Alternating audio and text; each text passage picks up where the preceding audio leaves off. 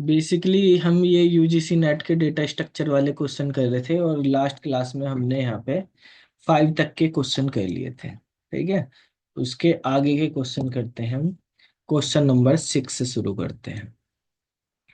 ये जो question number 6 है, ये बेसिकली स्टैक से रिलेटेड पुश पॉप के ऑपरेशन दिए हुए हैं, उनसे रिलेटेड क्वेश्चन है। इस क्वेश्चन में पूछा है, consider the following operations performed on A stack of size 5। एक स्टैक है जिसका साइज है 5, उस पे ये ऑपरेशन परफॉर्म किए जा रहे हैं। तो इसमें पूछा है आगे, which of the following statement is correct, कि इन ऑपरेशन को परफॉर्म करने पे आपको अंडरफ्लो मिलेगा, ओवरफ्लो मिलेगा, या ये सारे ऑपरेशन स्मूथली परफॉर्म हो जाएंगे, या नन ऑफ द अबाउ। तो देखो, अगर हम ऑपरेशन परफॉर्म करेंगे तो ये तीन ही केस हो सकते हैं स्टैक में, या तो अंडरफ्लो होगा, या ओवरफ्लो होगा, या इजीली सारे स्मूथली परफॉर्म हो जाएंगे। तो नन ऑफ द अबाउ तो इसमें होने का कोई मतलब नहीं है। ठीक है, तो ये वाला आंसर तो इसका होगा नहीं, नन ऑफ द अबाउ। अब हमारे पास यहाँ पे ये तीन ऑप्शन बचे हैं, तो हम यहाँ पे स्टैक पे ऑपरेशन परफॉर्म करके देख लेते हैं। भाई, स्टैक का साइज इसने दिया है 5, यानी जो इसकी इंडेक्सिंग होगी वो 0 1 2 3 4 ऐसे चलेगी हमारे पास। ठीक है, तो ये अभी इनिशियल में एम्प्टी स्टैक रहेगा बिल्कुल। अब उस एम्प्टी स्टैक में हमें सबसे पहले ऑपरेशन करना पुश ए। जैसे ही आप इसमें पुश ए करेंगे तो क्या होगा, स्टैक में ए चला जाएगा। यहाँ पे ए की एंट्री हो गई। उसके बाद हमें नेक्स्ट ऑपरेशन क्या परफॉर्म करना, नेक्स्ट ऑपरेशन पॉप करना। तो जब आप पॉप करोगे तो इसके अंदर एक एलिमेंट है ए, वो वाला एलिमेंट बाहर आ जाएगा। तो अब ये फिर से हमारे पास एम्प्टी स्टैक बन गया है। ठीक है, फिर से हमारे पास 0 1 2 3 4 एम्प्टी स्टैक बन जाएगा। इसके बाद हमें करना है पुश बी का ऑपरेशन। तो जैसे ही आप यहाँ पे पुश बी करेंगे तो इसमें इनिशियली में 0 इंडेक्स पे बी चला जाएगा, ये पुश बी करने पे। पुश बी के बाद मैं यहीं पे कर लेता हूँ, या तो आप अलग बना लो, चलो यहाँ पे बना लेते हैं पुश। ठीक है, ये मैं अलग अलग बस एक्सप्लेन करने के लिए कर रहा, जब आप करोगे तो रफ में तो आप फटाफट कर सकते हैं एक ही उसमें बना के। ठीक है, हमने पुश सी करा तो बी इसमें ऑलरेडी है, सी यहाँ पे आ जाएगा, 1 वाली इंडेक्स पे सी आ जाएगा। ठीक है, इसके बाद आपको करना है ऑपरेशन, सी हो चुका है हमारा, पॉप करना है। ठीक है, तो पॉप का ऑपरेशन करेंगे तो हमारे पास जो एलिमेंट सबसे टॉप पे है, सबसे टॉप पे हमारे पास इस टाइम पे एलिमेंट कौन सा है, टॉप पे एलिमेंट है यहाँ पे सी वाला। ठीक है, तो ये सी एलिमेंट इसमें से स्टैक में से रिमूव हो जाएगा, वापिस से स्टैक में बी रह जाएगा, क्योंकि हमने पॉप का ऑपरेशन परफॉर्म किया। ठीक है, ये पॉप के ऑपरेशन के बाद फिर आप पुश डी कर रहे हैं। पुश डी करने पे बी ऑलरेडी इसमें है 0 इंडेक्स पे, डी और आ जाएगा हमारे पास 1 इंडेक्स पे, हमने यहाँ पे पुश डी कर दिया। उसके बाद हम पॉप का ऑपरेशन परफॉर्म करें, पॉप का ऑपरेशन परफॉर्म करेंगे तो हमारे पास यहाँ पे डी रिमूव हो जाएगा, इसके अंदर बी रह जाएगा। ठीक है, 0 इंडेक्स में फिर से पॉप का ऑपरेशन परफॉर्म किया जा रहा, तो पॉप का ऑपरेशन फिर से जो टॉप ऑफ स्टैक है वो रिमूव कर देगा, यानी वापस से इसमें एम्प्टी हो गया है, खाली हो गया, बी भी रिमूव हो गया। ठीक है, इसके बाद आपने किया है पुश ई। पुश ई कर दिया तो लास्ट वाली इंडेक्स, यानी जो 0 वाली इंडेक्स है उस पे ई चला गया, पुश ई। और जितने भी ऑपरेशन दिए हुए थे वो सारे ऑपरेशन हमने यहाँ पे परफॉर्म कर लिए हैं। तो क्या हुआ, आंसर क्या हुआ, हमारे सारे ऑपरेशन, ना कोई अंडरफ्लो हुआ ना कोई ओवरफ्लो हुआ। ठीक है, भाई ओवरफ्लो कब होता, इसमें मैक्सिमम 5 एलिमेंट इसमें रखे जा सकते थे। अगर 5 से ज्यादा एलिमेंट इसमें हम करते तो ओवरफ्लो होता। एट ए टाइम अगर 5 से ज्यादा एलिमेंट इसमें होते तो ओवरफ्लो होता। ऐसा कभी हुआ ही नहीं, 2 से ज्यादा एलिमेंट कभी आए नहीं इसमें।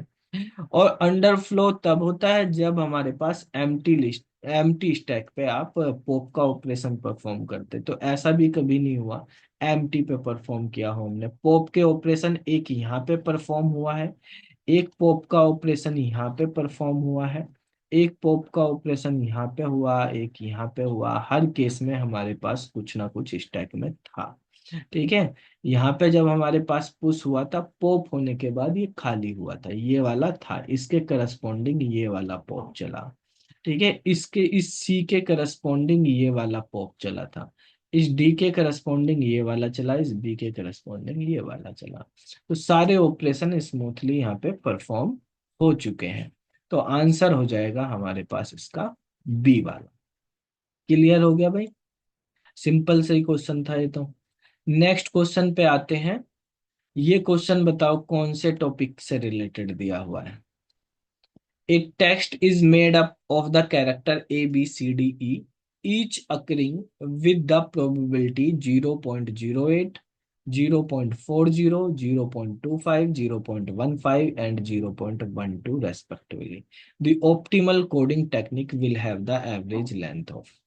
कौन से टॉपिक का है क्वेश्चन? Hopman coding.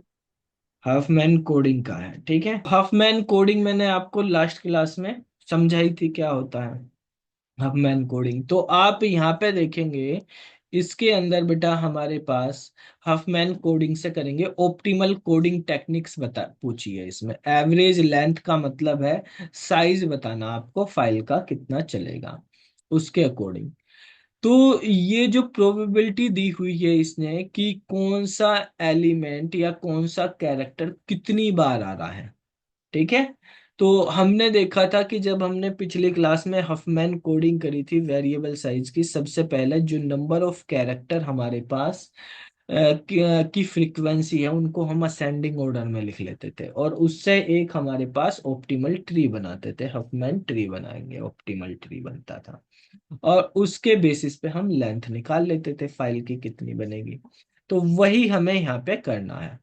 तो अगर हमें यहाँ पे देखेंगे ये रेस्पेक्टिवली लिखा हुआ है, यानी ए का अकरेंस जो है प्रोबेबिलिटी 0.08 है, यानी ये सबसे कम बार आ रहा है।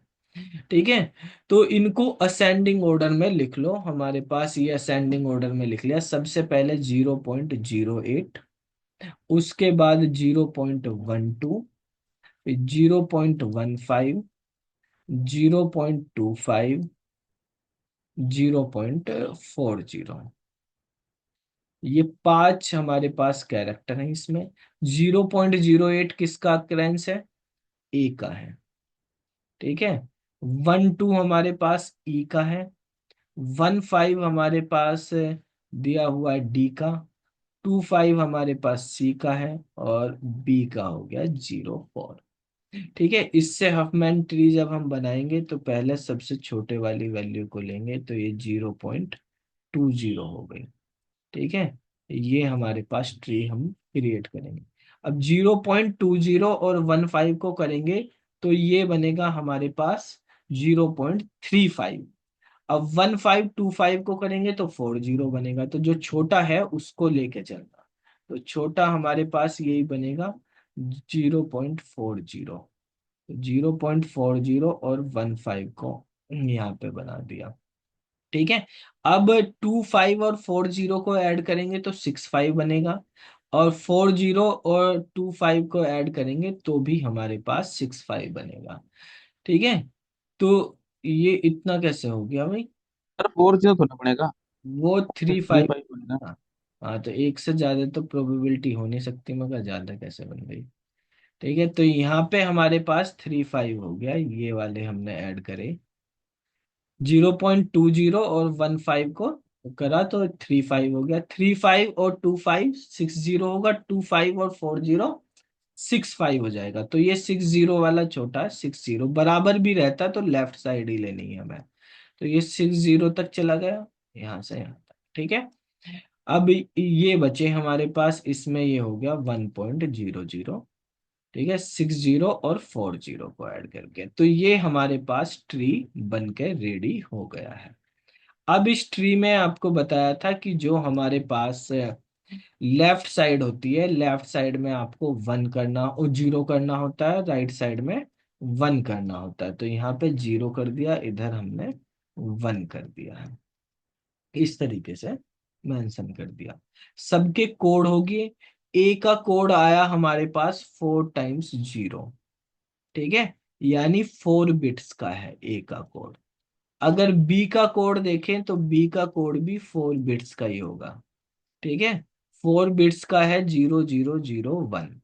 ठीक है, हमें वैसे लेंथ की बात कर रही है, एवरेज लेंथ की बात करनी, तो हमें लेंथ से ही मतलब, कोड से मतलब नहीं है। लेकिन हम कोड भी अगर देख ले, बी का नहीं है ये, हमारे पास कोड है, ई का कोड है, ई का, ई का 4 बिट का है ये, 0001। ठीक है, वहां तक आने में। इसके बाद डी लिखा हुआ है, डी का कोड हमारे पास 3 बिट्स का है, और डी में हमारे पास क्या है, 001, 001। ऐसे ही सी का कोड हमारे पास 2 बिट्स का है, वो है 01। और बी का कोड हमारे पास 1 बिट का है, वो है हमारे पास 1। ठीक है, अब देखो, ये हमें पता चल गया भाई, ए का कोड 4 बिट का, इसका कोड जो है 4 बिट का, इसका कोड हमारे पास 3 बिट का, इसका कोड 2 बिट का, और इसका कोड 1 बिट का। तो इसकी प्रोबेबिलिटी है 0.80। इसको 4 से मल्टीप्लाई कर दो, यहाँ पे लिख लेते हैं। जैसे ए के लिए 0 रफ इधर लिख लेते हैं, 1 मिनट, जगह इधर कम रहेगी। ए का कोड जो है हमारे पास, वो बन गया, उसकी प्रोबेबिलिटी 0.08 है, 4 बिट का कोड है, तो टोटल लेंथ उसकी कितनी हो जाएगी, 0.32। उसके बाद ई है, ई का 0.12 है, वो भी 4 बिट का, तो 0.48 हो गया। इसके बाद डी है, डी का 0.15 प्रोबेबिलिटी है, 3 बिट का कोड है, तो 0.45 हो गया। सी जो है वो हमारे पास 0.25 प्रोबेबिलिटी, 2 बिट का है, तो 0.50 हो गया। और बी जो है उसकी प्रोबेबिलिटी 0.40, 1 बिट का, तो 0.40। टोटल लेंथ निकाल लो आप, 10 5 15। ठीक है, और 7 और 4 11 और 9 20, और 1 21। ठीक है, तो यहाँ पे हो गया, यानी 2.15 हमारे पास इसकी एवरेज लेंथ आ गई। ठीक है, अगर हमसे कोड पूछे जाते, फाइल की लेंथ वगैरह पूछी जाती, तो वो बात अलग है, यहाँ पे प्रोबेबिलिटी के अकॉर्डिंग दी गई है। तो 2.15 हमारे पास ऑप्शन नंबर डी में दिया हुआ है आंसर। तो इसका करेक्ट आंसर हमारे पास डी हो जाएगा यहाँ पे। अब इसके बाद आते हैं, नेक्स्ट क्वेश्चन है हमारे पास हैश फंक्शन से रिलेटेड, कि डबल हैशिंग के बारे में आपको बताना है, डबल हैशिंग का फंक्शन क्या होता है। तो देखो, हैशिंग जब हम हैशिंग वाला चैप्टर पढ़ते हैं, तो उसमें आपको बता रखा है हैशिंग हमारे पास जो है किस तरीके से यूज करी जाती है। एक तो होती है हैशिंग विद चैनिंग, हैशिंग विद चैनिंग, जो हमारे पास लिंक लिस्ट का यूज करते हैं हम उसमें, और एक ही स्लॉट में मल्टीपल एलिमेंट स्टोर कर सकते हैं।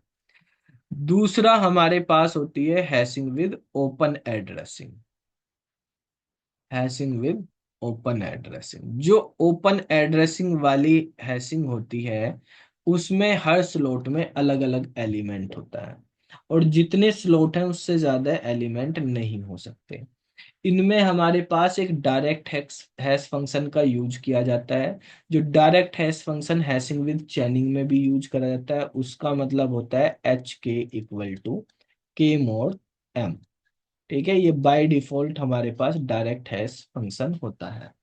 ठीक है, जो हम हैशिंग विद चैनिंग में यूज करते हैं।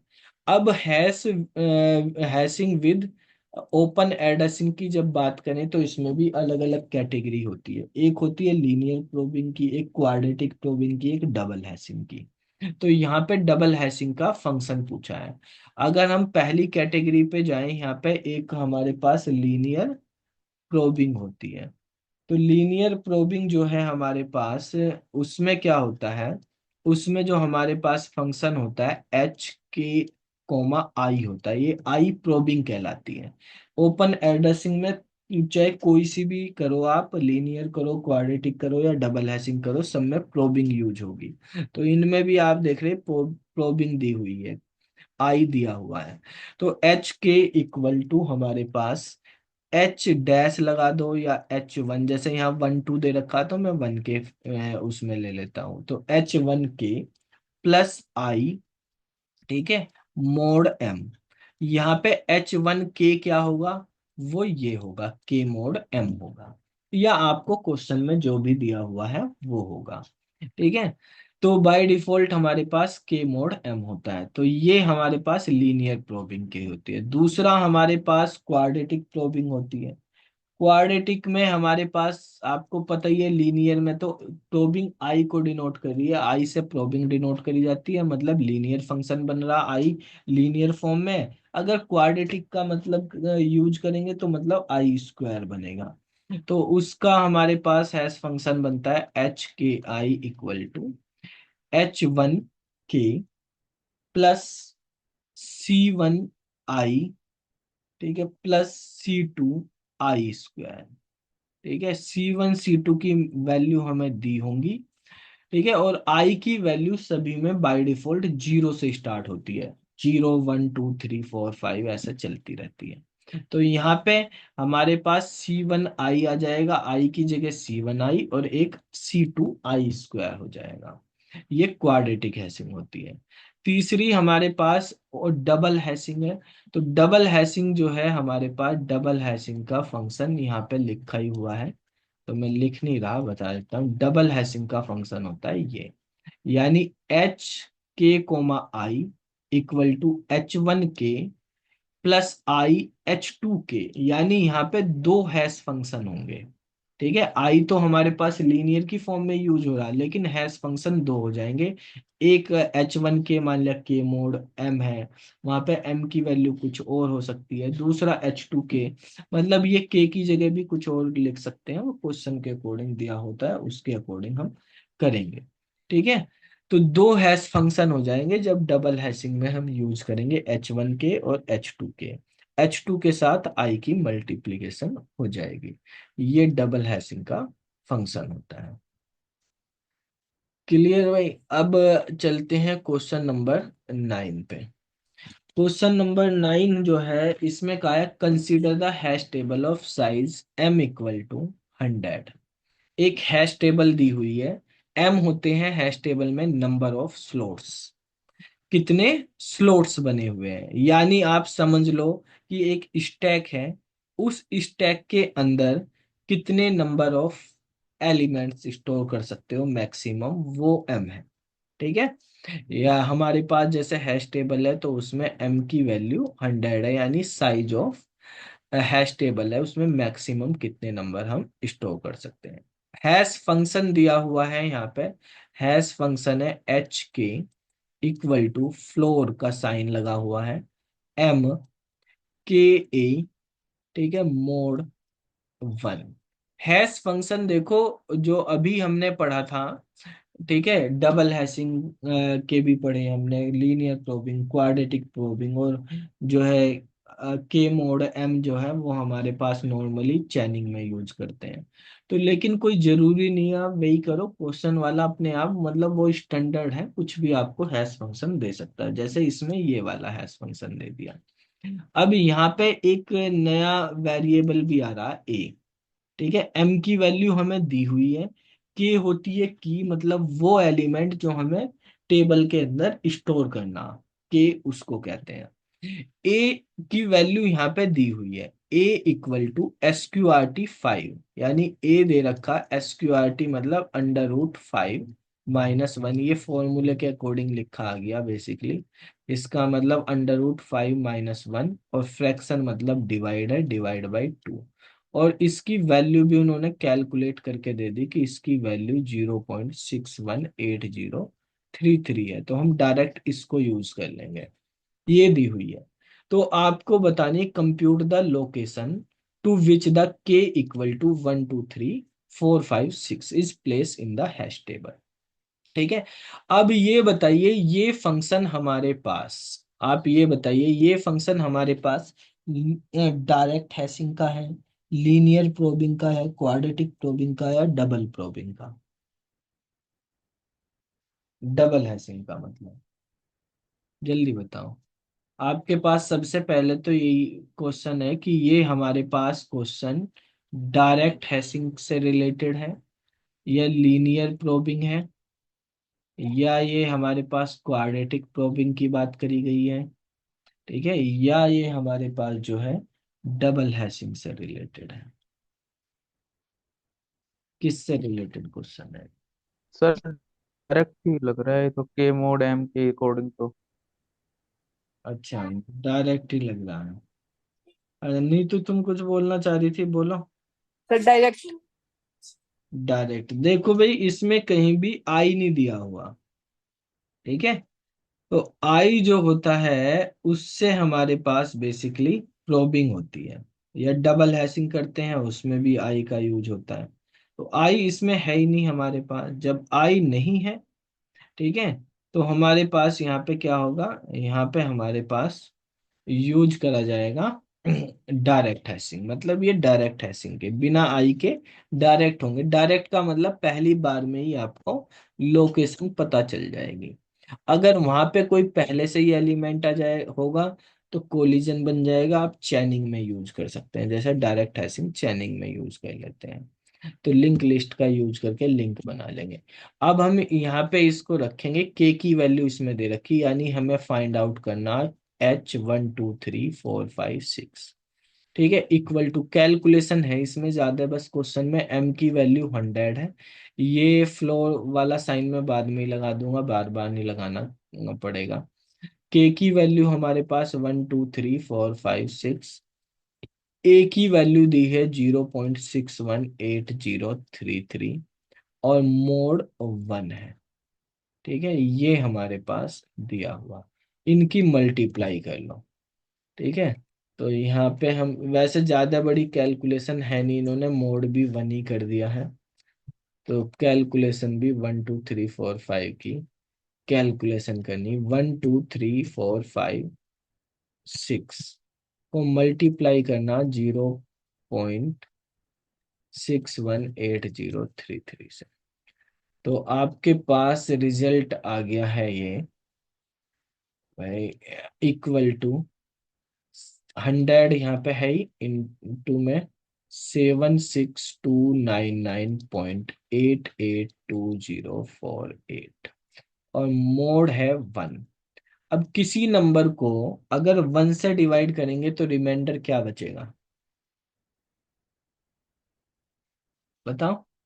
इसी नंबर को 1 से डिवाइड करेंगे तो रिमाइंडर क्या बचेगा? तो कुछ भी नहीं।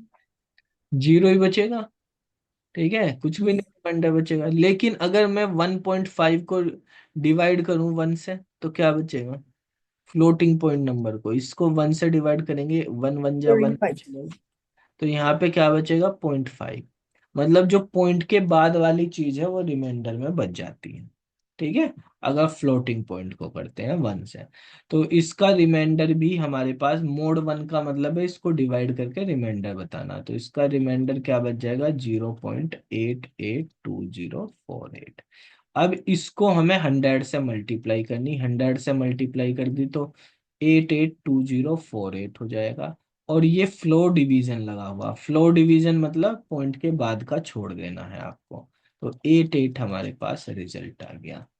तो 88 वाली पोजीशन पे जाके हमारे पास ये नंबर स्टोर हो जाएगा, यानी ये इसका आंसर हो गया सी वाला, ठीक है।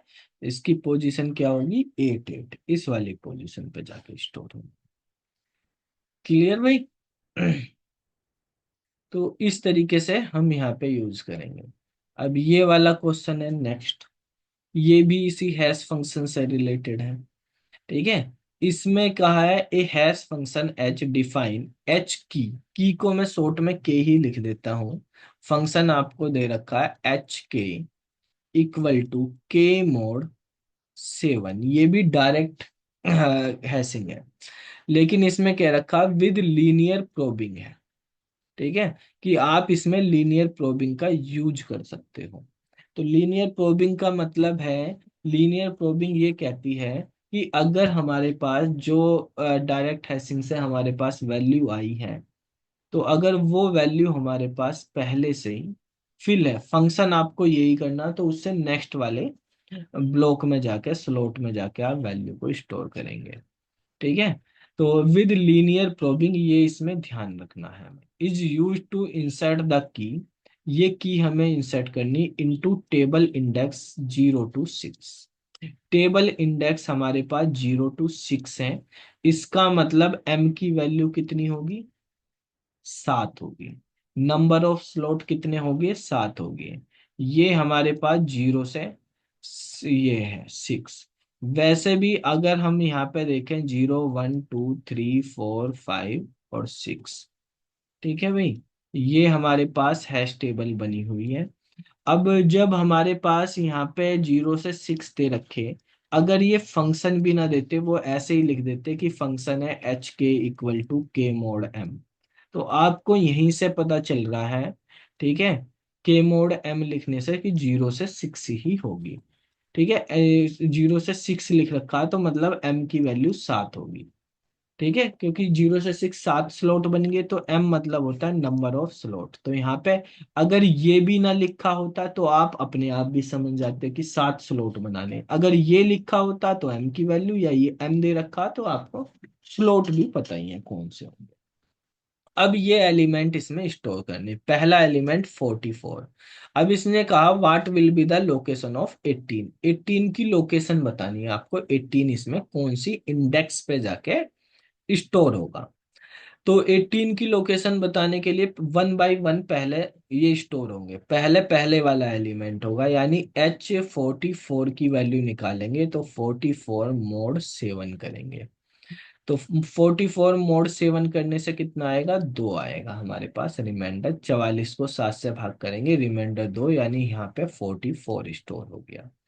फिर 45 करना, तो 45 को करेंगे, 45 mod 7 करेंगे आप तो 3 आ जाएगा, 45 यहाँ पे चला जाएगा। फिर हमारे पास 79 है की वैल्यू, तो 79 mod 7 करेंगे आप तो यहाँ पे हमारे पास 7 सत्ते, वो 11 सत्ते 77 होते हैं, 2 आ गया रिमाइंडर। अब 2 पे पहले से ही एलिमेंट है, 2 पे पहले से ही एलिमेंट, तो लीनियर प्रोबिंग लगाएंगे। लीनियर प्रोबिंग ये कहता है कि अगर किसी स्लॉट पे पहले से ही एलिमेंट है तो उससे नेक्स्ट वाले स्लॉट पे चेक करो, नेक्स्ट वाले स्लॉट पे भी अगर पहले से ही एलिमेंट तो उससे आगे पे करो, इसी तरह से करते जाओ, नेक्स्ट नेक्स्ट नेक्स्ट, जब तक आपको खाली स्लॉट नहीं मिल जाता। ठीक है। तो यहाँ पे हमारे पास खाली स्लॉट 4 नंबर पे मिलेगा, तो 4 नंबर पे 79 को आप रख देंगे। उसके बाद 55 है, 55 को करेंगे तो 55 mod 7 आप करेंगे तो कितना बचेगा, यहाँ पे बचेगा 6 रिमाइंडर। ठीक है, तो 6 नंबर पे यहाँ पे हमारे पास 55 चला जाएगा। इसके बाद 91 है हमारे पास, तो 91 mod 7 करेंगे तो 13 सत्ते 91 होते हैं, 0 रिमाइंडर हो गया, तो 91 0 नंबर पे आ गया। इसके बाद 18 आ गया, तो 18 जो है हमारे पास क्या हो गया, 18 mod 7, तो 7 को करेंगे तो 4 नंबर आ गया, और 4 नंबर पे पहले से ही है एलिमेंट, तो पहले से ही है तो ये किस नंबर पे जाएगा, ये 5 नंबर पे जाएगा। ठीक है, यानी यहाँ पे जाएगा। देखो फर्क यही हुआ, अगर मान लिया मैं आपसे कहता कि आप मुझको बताओ कि 55 कहाँ पे स्टोर होगा, तो आप 55 को डायरेक्ट भी कर लेते, या 91 को डायरेक्ट भी कर लेते, या ऐसे भी करते आते तो आंसर यही आता। तो 1 by 1 करने की जरूरत थी क्यों भाई, डायरेक्ट करने से भी 6 ही आ रहा, इसका 0 आ रहा। लेकिन अब देखो 18 का आप डायरेक्ट करते तो 4 आता, आप आंसर कर देते, 4 नहीं, 4 तो आंसर नहीं। हमें पता चला कि पहले से 4 वाला फिल हो गया, वो कैसे पता चल रहा है, जब हम स्टेप बाय स्टेप करते हुए आ रहे हैं। ठीक है, तो ये 5 नंबर वाली इंडेक्स पे जाके स्टोर होगा 18। ऐसे ही आपको अगर 63 का पूछ लिया जाए तो आप 63 का भी निकाल सकते हैं। 63 मोड बताओ जल्दी, कितने पे होगा 63 स्टोर, बताइए भाई। 1 पे हो जाएगा सर। 1 पे हो जाएगा, क्योंकि रिमाइंडर कितना आएगा इसका, इसका रिमाइंडर आएगा हमारे पास 0, और 0 रिमाइंडर पे पहले से ही है वहां पे, तो 63 यहाँ पे चला जाएगा, इस तरीके से। ठीक है, तो ये हमारे पास बेसिकली हैशिंग का कॉन्सेप्ट है। हैशिंग के क्वेश्चन जो हैं आप देख रहे हैं, ये दोनों क्वेश्चन अलग अलग सेट के हैं हमारे पास, मतलब अलग अलग ईयर में आए हुए। तो हैशिंग के क्वेश्चन जो है पेपर में आते ही हैं, आपको इनको अच्छे से कर लेना है। 3-4 क्वेश्चन हमने यहाँ पे देखे हैं हैशिंग के। सर हाँ। ये हैशिंग वाले में एक वो वाली भी हैशिंग होती है ना, जहाँ पे पहले से वैल्यू रहती है, फिर लिंक लिस्ट के थ्रू ऐड करके और दूसरी जगह करते हैं स्टोर। हाँ, तो वो बताई तो थी अभी, हैशिंग अच्छा विद मैंने चैनिंग। तो चैन बन जाती है उसमें। तो जब प्रोबिंग वाला करते हैं हम, या ओपन एड्रेसिंग करते हैं, इसको ओपन एड्रेसिंग का कॉन्सेप्ट बोलते हैं प्रोबिंग वाले में, उसमें हम आगे चलते रहते हैं। ठीक है। अब नेक्स्ट क्वेश्चन है हमारे पास, the solution of recurrence relation. ये एक रिकरेंस रिलेशन दिया हुआ है। ठीक है, इसको सोल्व करना है हमें। इसके बारे में बताएं। देखो, रिकरेंस को सोल्व करने के आपके पास जो मेथड है, वो आपने पढ़े होंगे सिलेबस में। कौन कौन से मेथड होते हैं रिकरेंस को सोल्व करने के? सर 3 मेथड है। कौन कौन से? सर एक डायरेक्ट, एक सब्स्टिट्यूशन, और एक एक भी याद। सब्स्टिट्यूशन मेथड है, हाँ। और सर एक डायरेक्ट, शायद अब सर अभी याद। इटरेटिव में और एक मास्टर मेथड। हाँ, हाँ। इटरेटिव मेथड है, मास्टर मेथड है हमारे पास, और सब्स्टिट्यूशन मेथड है। ठीक है। तो सब्स्टिट्यूशन मेथड, तो बेसिकली हम प्रूफ वगैरह में यूज करते हैं। ठीक है। एक गैस हमारे वैस पास करने के लिए। सब्स्टिट्यूशन मेथड होता है, एक हमारे पास इटरेटिव मेथड होता है, और एक हमारे पास जो है मास्टर मेथड होता है। ठीक है। और ये वाला तो प्रूफिंग में यूज करा जाता है, इटरेटिव या मास्टर का हम क्वेश्चन सोल्व करने में यूज करते हैं। मास्टर मेथड से क्वेश्चन कौन से सोल्व होते हैं? सबसे बेस्ट मेथड यही है और मोस्टली यही यूज होता है, लेकिन इसमें केवल एक पैटर्न है, फिक्स पैटर्न के क्वेश्चन ही सोल्व होते हैं। जैसे अगर हमारे पास T n equal to a t n/b plus f n की फॉर्म में कोई फंक्शन दिया हुआ है, रिकर्सन रिलेशन दिया हुआ है, तो उसी को ये सोल्व कर पाएगा। इसमें भी कंडीशन ये है कि हमारे पास a की वैल्यू ग्रेटर देन या इक्वल टू 1 होनी चाहिए, और b की वैल्यू ग्रेटर देन 1 होनी चाहिए। ठीक है। तो तभी ये इस फॉर्म में बन पाएगा। और अगर इस फॉर्म में कोई रिलेशन दिया हुआ है, तो वो हमारे पास मास्टर मेथड से सोल्व किया जा सकता है। तो यहाँ पे अगर हम इस क्वेश्चन में जो फंक्शन हमारे पास है, उसको कंपेयर करते हैं, तो T M equal to T 3m/4 plus 1, इस तरीके का है। तो यहाँ पे अगर देखें, n की जगह m लिखा हुआ, कोई बात नहीं। a यहाँ पे नहीं दिया हुआ, तो a की वैल्यू यहाँ पे 1 हो गई, अगर नहीं है तो 1। b की वैल्यू कितनी हो गई? 1 हो सकती है a की वैल्यू, तो ग्रेटर देन या इक्वल टू 1 हो सकती है। b की वैल्यू कितनी है? 4/3। b की वैल्यू हमारे पास 4/3 है। 4/3 होने का मतलब है कि एक से बड़ी है ये भी। तो एक से बड़ी है, इसका मतलब इस पे मास्टर थ्योरम लग जाएगी। ठीक है। तो मास्टर थ्योरम को करने के लिए हम क्या करते हैं? सबसे पहले हमारे पास हमें ए बी की वैल्यू पता होनी चाहिए, क्या होती है ए बी एफ एन, इनकी वैल्यू पता होनी चाहिए। और हमें सबसे पहले फाइंड करना होता है कि एन की पावर log ए बेस बी फाइंड करना होता है। ठीक है। ये हमें फाइंड करना होता है। अब इसकी वैल्यू को हम कंपेयर करेंगे एफ एन से, तो वहां पे 3 केस बन सकते हैं। या तो एफ एन जो है वो छोटा होगा एन की पावर log ए बेस बी से, या हमारे पास एफ एन जो है वो बराबर होगा एन की पावर log ए बेस बी के, या हमारे पास तीसरा केस बन सकता है एफ एन जो है वो बड़ा हो एन की पावर log ए बेस बी के। ठीक है, ये 3 केस हो सकते हैं। अब इन तीनों केस में हमारे पास जो भी चीज बड़ी होती है वही आंसर हो जाती है। जो भी चीज बड़ी होगी वही आंसर हो जाएगी। तो यहाँ पे हमारे पास आंसर क्या हो जाएगा, आंसर इसका थीटा में लिखते हैं, ये चीज बड़ी है तो ये आंसर हो जाएगी, n की power log a base b को आंसर लिख देंगे। ठीक है। इसके अंदर एफ एन बड़ा है तो इसका आंसर थीटा एफ एन हो जाएगा। इसके अंदर बराबर हैं दोनों चीज तो कुछ भी लिख लो आप, थीटा एन लिख दो या ये लिख दो एफ एन लिख दो, या एन की पावर लोगे बेस भी जो दोनों बराबर ही है एफ एन लिख दिया जैसे। लेकिन साथ में इसमें क्योंकि इक्वल है तो हमें लोग एन भी साथ में लिखना है, एल जी एन। ठीक है। तो एल जी एन भी लिख देंगे हम साथ में। ये वाले लोग हैं, ये एल जी है। ठीक है।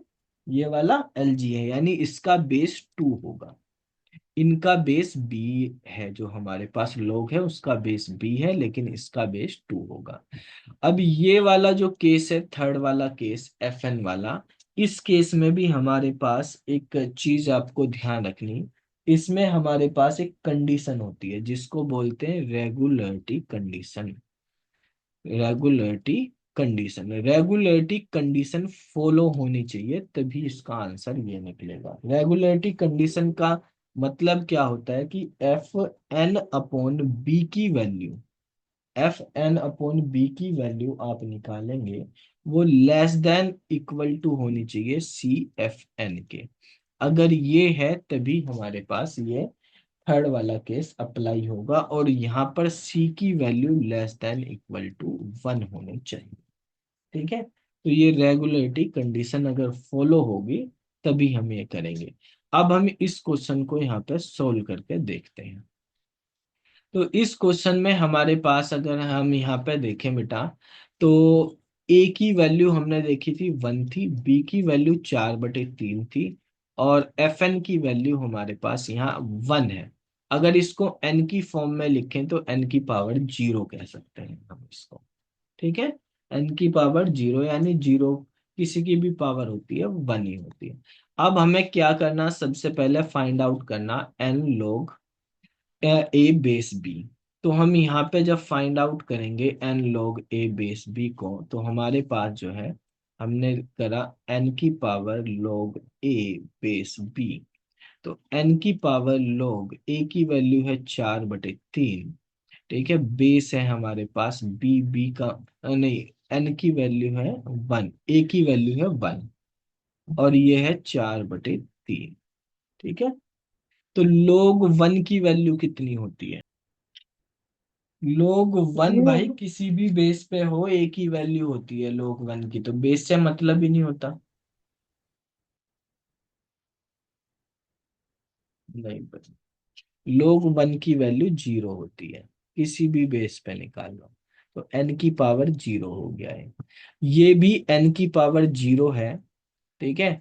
और ये एफ एन भी एन की पावर 0 है, तो इसका मतलब क्या हो गया, एफ एन बराबर हो गया हमारे पास किसके, एन की पावर लोग ए बेस बी के। जब ये बराबर हैं दोनों तो बराबर वाला केस लगा दिया हमने, आंसर हो जाएगा थीटा एफ एन। ठीक है। और एल जी एन, एन मतलब यहाँ पे एन की जगह हमारे पास लिखा हुआ है एम, यहाँ एन की जगह एम कर लो, ये सब में एम कर लेते हैं। ठीक है भाई, क्वेश्चन में एम दिया हुआ तो हम एम की फॉर्म में कर लेते हैं इसको।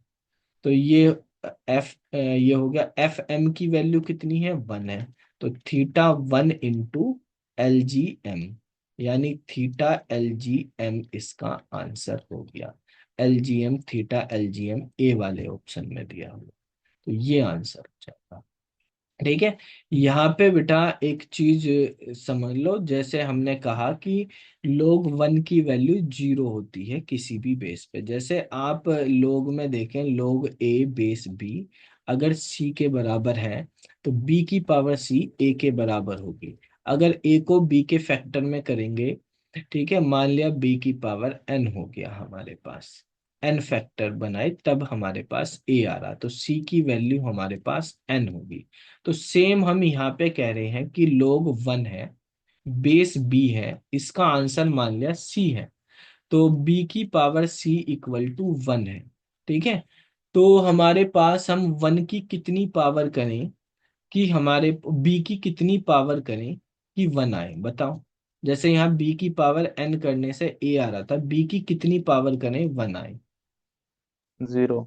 जीरो पावर कर दो, किसी की भी पावर जीरो कर दो तो 1 ही आता है। तो इसका मतलब सी की वैल्यू कितनी होगी, 0, यानी सी की जगह 0 हो गया।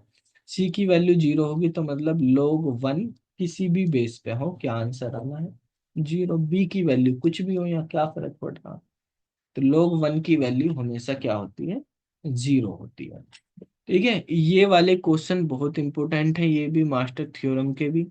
ऐसे ही जैसे अभी हमने इक्वल टू के देखे, ऐसे ही मान लिया आपसे पूछ लिया गया कि आप बताइए भाई, अगर T n equal to 90 n/3, ठीक है, प्लस एन दे रखा, इसका बताओ। तो देखो जैसे यहाँ ए की वैल्यू 9 है, बी की वैल्यू 3 है, एफ एन की वैल्यू हमारे पास एन है।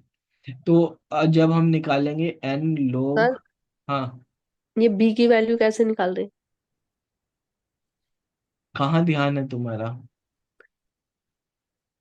ध्यान है यहाँ पे। हमने कहा था ये जो मास्टर थ्योरम होती है ये इस फॉर्म में होती है, n/b+fn। तो इससे ठीक है कंपेयर करो इसको, जो t से पहले लिखा वो n, जो n के सर, हो अपॉन में लिखा वो b, जो प्लस में लिखा हुआ fn। ठीक है, तो n की पावर log a की वैल्यू 9 है, बेस है हमारे पास 3, तो कितना हो जाएगा ये, 3 की पावर 2 होते हैं 9, तो 2 हो गया, 3 स्क्वायर होते तो n स्क्वायर हो गया। एफ एन की वैल्यू n है, तो ये एफ एन से बड़ा हो गया, ये n स्क्वायर है, क्योंकि भाई एफ एन क्या है, n है, n से तो बड़ा ही है n स्क्वायर। तो हमने बताया था जो भी बड़ा होता है वही आंसर होता है, तो इसका आंसर क्या हो जाएगा, थीटा n स्क्वायर आंसर हो गया। बस निकल गया, इतना काम करना होता है। ऐसे ही अगर मैं कहूँ आपको, भाई इस तरह की कंडीशन दे दी मैंने, एक और क्वेश्चन ले लेते हैं यहाँ पे कि टी एन इक्वल टू, जैसा यही क्वेश्चन है ऐसे ही ले लेते हैं कि टी 2n/3 प्लस 1। ठीक है, ये ऐसे ही क्वेश्चन ले लिया हमने। ए की वैल्यू कितनी है,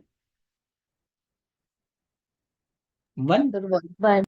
तो जब ए की वैल्यू 1 होगी तो इसका मतलब तो आपका कैलकुलेट ही हो गया, बी की वैल्यू से अब कोई फर्क ही नहीं पड़ेगा। ठीक है, बी की वैल्यू हमारे पास 3/2 है, बी की वैल्यू आपको देखनी है, ये 1 से बड़ी होनी चाहिए। ठीक है, और एफ एन की वैल्यू आपके पास 1 है, यानी एन की पावर 0 है।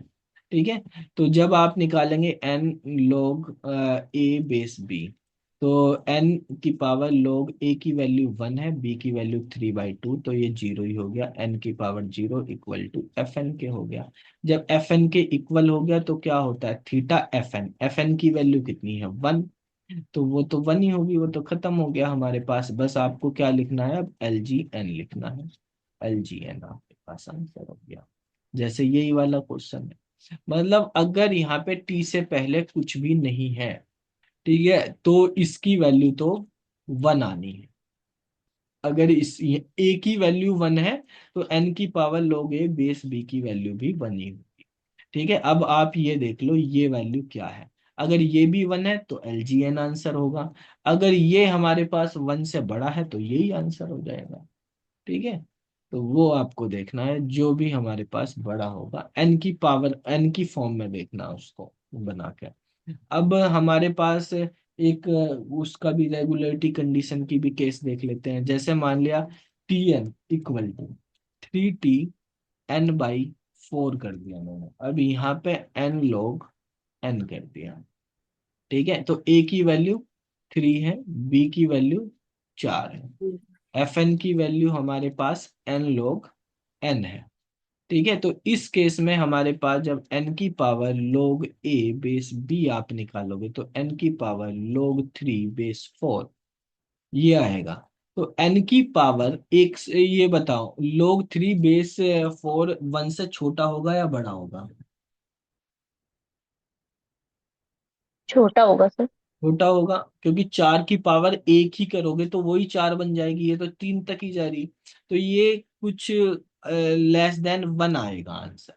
तो n की power less than 1, for example मैंने मान लिया कि ये 3 के करीब है, तो 0.75 के करीब अप्रोक्सीमेट मान लिया, मैं ये नहीं कह रहा यही आएगी, इस तरह से आ गई, मतलब 1 से तो कम ही आएगी। एफ एन है हमारे पास n की पावर 1 log n, भाई n लिखा तो n की पावर 1 हो गया, और ये n की पावर 1 से कम ही है, तो भाई इतने से ही कम हो गया और एक्स्ट्रा और ऐड हो रहा, तो इसका मतलब एफ एन बड़ा हो गया। ठीक है, तो जब एफ एन बड़ा हो गया तो हमारे पास आंसर क्या होना, थीटा एन log n, जो बड़ा होता है वो आंसर होता है। ठीक है, ये एफ एन आंसर होना। लेकिन एफ एन को आंसर करने से पहले एक चीज देखनी पड़ेगी, ये आंसर तभी हो सकता है अगर रेगुलरिटी कंडीशन फॉलो कर रहा है। अगर रेगुलरिटी कंडीशन फॉलो नहीं कर रहा इसमें, तो मास्टर थ्योरम यहाँ पे अप्लाई नहीं होगा। ठीक है, रेगुलरिटी कंडीशन क्या है, रेगुलरिटी कंडीशन का केस आपको बताया है कि हमें भाई यहाँ पे देखना होता है कि एफ एन अपॉन बी जो है वो less than equal to C F N होना चाहिए। ठीक है, तो यहाँ पे हम चेक करेंगे रेगुलरिटी कंडीशन की एफ एन अपॉन बी हमारे पास less than equal to C F N होना चाहिए, जहाँ पे सी की वैल्यू जो है लेस देन इक्वल टू 1 हो। तो अब यहाँ पे देख लेते हैं हम एफ एन। ठीक है, एन की वैल्यू क्या है हमारे पास, मतलब ये इसमें रख दो, यहाँ पे इस फंक्शन में रख दो, एन की जगह एन अपॉन बी रख दो। ठीक है, बी की वैल्यू हमारे पास 3/4 ही है, वो हम रख देंगे पहले। इसमें यहाँ पे एन की जगह एन बाई बी लिख देंगे। एन की जगह क्या लिखना हमें, क्योंकि एफ एन ये है एन log एन, तो एन की जगह एन बाई बी लिख दिया हमने, log एन अपॉन बी। ठीक है, less than equal to C F N का मतलब एन log एन। ठीक है, अच्छा जी, अब आप ये देखेंगे हमारे पास इधर वाले को सोल्व करना, ये इससे छोटा होना चाहिए। एन बी की वैल्यू है हमारे पास 4, तो एन अपॉन 4 हो गया। ठीक है, तो एन अपॉन 4 हो गया हमारे पास, यहाँ पे हमारे पास log एन अपॉन 4 हो गया, इस तरीके से हमारे पास में। तो अब ये देखो हमारे पास, क्या ये इससे छोटा है, यहाँ पे ये वाली वैल्यू तो सी से कंपेयर, वो इसको ऐसी फॉर्म में लिख लो, ऐसे लिख लो 1/4 into N log N upon 4, ऐसे करके लिख लिया हमने। तो देखो सी की वैल्यू हमारे पास 1/4 मान लो, भाई इससे कंपेयर करो, सी की वैल्यू 1/4, एन एन ही हो गया। ठीक है, तो पहली कंडीशन सी की एक से छोटी होनी चाहिए, वो फॉलो हो रही है हमारे पास। एन की वैल्यू हमारे पास क्या है, एन ही है। ठीक है, यहाँ log एन है, तो यहाँ पे log n/4 है। ठीक है, तो यहाँ तक तो बराबर आ रहा, बराबर या छोटा होना चाहिए इससे।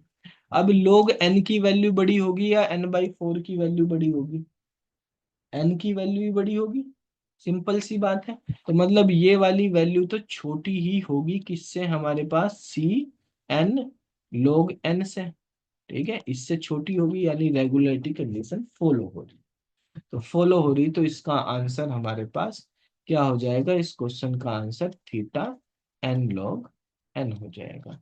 तो इस तरीके से चेक करने हैं ये हमें, क्लियर। तो ये मास्टर थ्योरम है हमारे पास, मास्टर थ्योरम या मास्टर मेथड के क्वेश्चन जो है हम इस तरीके से सोल्व करेंगे। अब नेक्स्ट क्वेश्चन पे आ जाते हैं।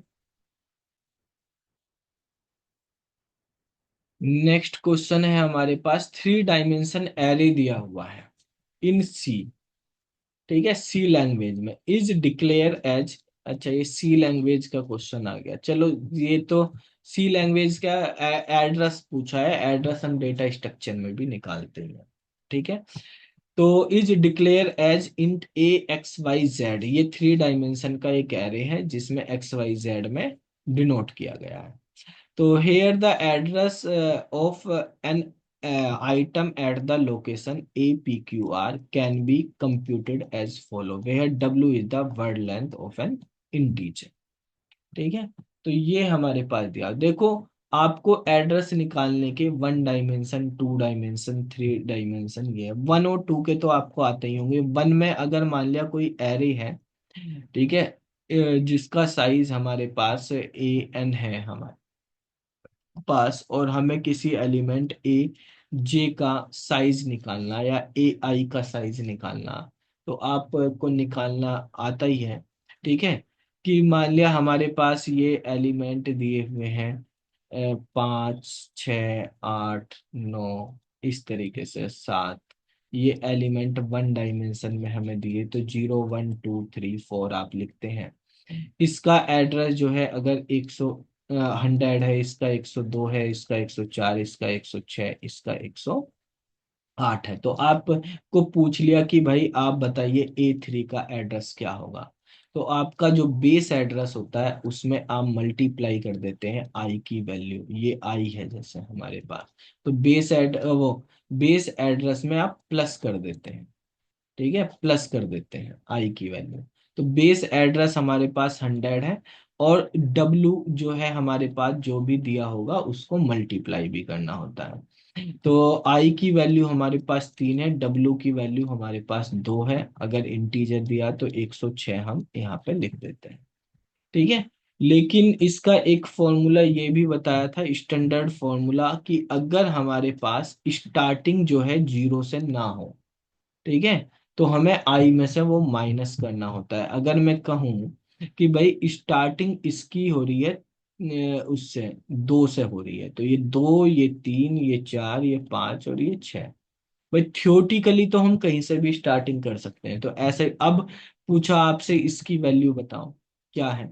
ठीक है, तो A3 की वैल्यू ही पूछ ली अब भी आपसे, तो आपका फॉर्मूला क्या बनेगा, बी आई माइनस जो हमारे पास स्टार्टिंग वैल्यू है वो माइनस कर देंगे, यानी माइनस के 2 आपको करके और फिर 2 उसे मल्टीप्लाई करनी पड़ेगी। 2 तो हमारे पास साइज है ये। ठीक है, तो यहाँ पे अगर हमारे पास बी है, बी की वैल्यू 100 है, 100 + 3 - 2 × 2 करेंगे तो 102 निकल के आएगी। मतलब 1 डायमेंशन एरे है, अगर ए आई का आपको एड्रेस निकालना तो फॉर्मूला होता है बेस एड्रेस आई माइनस जो भी हमारे पास इंडेक्स होती है स्टार्टिंग इंडेक्स, यानी अगर रो वाइज ही हम मान लेते हैं, बिल्कुल लोअर बाउंड मान लो उसको, जो भी लोअर बाउंड है हमारे पास। ठीक है, I - L × W हमें करना होता है।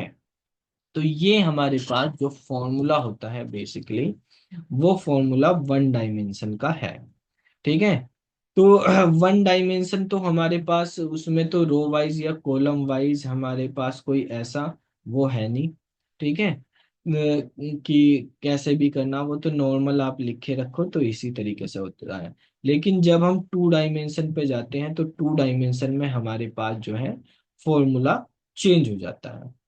2 डायमेंशन में हमें ये भी करना पड़ता है, रो मेजर कर रहे हैं या कॉलम मेजर कर रहे हैं। तो अगर हम रो मेजर करते हैं तो 2 डायमेंशन में अगर रो मेजर में रो वाइज हमें करना होता है, तो हमें निकालना होता है AIJ। ठीक है, ये निकालना होता है। तो बेस एड्रेस वही होगा, उसमें प्लस करेंगे, डब्लू की मल्टीप्लाई करेंगे, और यहाँ पे हमारे पास रो जो है वो लिखेंगे आई, और आई का लोअर बाउंड, लोअर बाउंड कहीं भी हो सकता है तो वो हम में लेके चलेंगे। अगर हम रो वाइज कर रहे हैं तो रो में कॉलम की मल्टीप्लाई कर देते हैं, और माइनस के जे माइनस के यहाँ पे प्लस करेंगे, +J - lower bound of column, ये फॉर्मूला हो जाता है। और जब कॉलम वाइज करते हैं तो सेम फॉर्मूला ही होता है, बस क्या चेंज होता है, चेंज इतना ही होता है कि भाई हमारे पास ये I - LR में नहीं करेंगे अब हम कोई मल्टीप्लाई, अब हम J - LC में मल्टीप्लाई करेंगे। अब किसकी करेंगे, यहाँ पे ये नंबर ऑफ कॉलम्स थे, ये n जो है नंबर ऑफ कॉलम्स है। ठीक है, अब यहाँ पे m की मल्टीप्लाई कर देंगे, m जो है ये नंबर ऑफ रोज है, इसकी मल्टीप्लाई कर देते हैं, तो ये हमारे पास कॉलम वाइज हो जाता है। ठीक है, तो इस तरीके से हो जाता है। अब 3 डायमेंशन में आ जाते हैं। 3 डायमेंशन में हमें एड्रेस या PQR लिख रखा है या IJK लिख दो, कैसे भी आप कर सकते हो। तो इसके अंदर हमारे पास पहले बेस एड्रेस लिखा जाता है। ठीक है, तो पहले हमारे पास 3 डायमेंशन में आ जाते हैं, थ्री डायमेंशन में अगर आई जे के इसका एड्रेस हमें निकालना है तो सबसे पहले वही बेस एड्रेस लिखा जाएगा, फिर वही डब्लू, डब्लू में मल्टीप्लाई करी जाएगी। मल्टीप्लाई किसकी करी जाएगी? मल्टीप्लाई हमारे पास देखो, जैसे यहाँ पे क्वेश्चन में पी क्यू आर दिया हुआ है, इस क्वेश्चन के अकॉर्डिंगली अगर हम देखें पी क्यू आर दिया हुआ है, तो यहाँ पर हमारे पास आप देख रहे हैं ये वाला, ये ऐसे मेंशन कर रखा ना 000, तो 000 का मतलब एड्रेस लगा रखा है, इसका मतलब बेस एड्रेस ही है। और फिर डब्ल्यू की मल्टीप्लाई हो रही, यहाँ पे ये वाई जेड, ठीक है, ये वाई जेड हमारे पास क्या है? ये नंबर ऑफ रोज है, ठीक है, ये नंबर ऑफ कॉलम्स है, ठीक है, और ये नंबर ऑफ जो है हमारे पास फिर थ्री डायमेंशन में रो के अंदर कॉलम हो गया, ठीक है, फिर कॉलम के अंदर फिर नॉर्मल इंडेक्स होगी, तो एक्स वाई जेड ये लेने। तो हमारे पास देखो, पहली बार में क्या करना, हमें x को छोड़ देना है, y और z उसमें p की मल्टीप्लाई, पहले वाले की मल्टीप्लाई, ठीक है। फिर दूसरी बार जब हम करेंगे यहाँ पे दूसरे वाले में हमने y को भी छोड़ देना, पहले x को छोड़ा फिर y को छोड़ दो, ठीक है, y को छोड़ के फिर q की मल्टी, पहले p की मल्टीप्लाई फिर q की मल्टीप्लाई फिर r की मल्टीप्लाई, एक एक की मल्टीप्लाई होगी, पहले x छोड़ देंगे फिर x और y दोनों छोड़ेंगे फिर तीनों छोड़ देंगे। तो देखो इसमें से x हटा दिया हमने, तो y और z हो गया हमारे पास, उसमें p की मल्टीप्लाई, फिर x और y हटा दिया तो z बचा, z में q की मल्टीप्लाई, फिर x y z तीनों हटा दिए फिर r बचा, तो r लिख दिया, ठीक है। तो अगर हम यहाँ पे लिखते हैं एम एन ओ लिखते हैं, ठीक है, और यहाँ पे आई जे के लिख रखा, तो क्या लिखा जाएगा फॉर्मूला? पहले एम को हटा दो, तो एन और ओ में मल्टीप्लाई कर दो आई की, जैसे यहाँ पे आई लिखा हमने, फिर एम और एन को हटा दो, तो ओ में मल्टीप्लाई कर दो जे की, और फिर लास्ट में के बचा, ये फॉर्मूला बन गया, ये थ्री डायमेंशन का हो गया। क्लियर? तो ये वन डायमेंशन, टू डायमेंशन और थ्री डायमेंशन एरे के जो है हमारे पास एड्रेस कैलकुलेट करने के फॉर्मूले होते हैं। तो बाकी क्वेश्चन जो है फिर वो हम नेक्स्ट क्लास में करेंगे, ठीक है। इनको आप रिवाइज कर लेना अच्छे से सारे क्वेश्चन को, किसी का कोई डाउट हो तो पूछ सकते हो।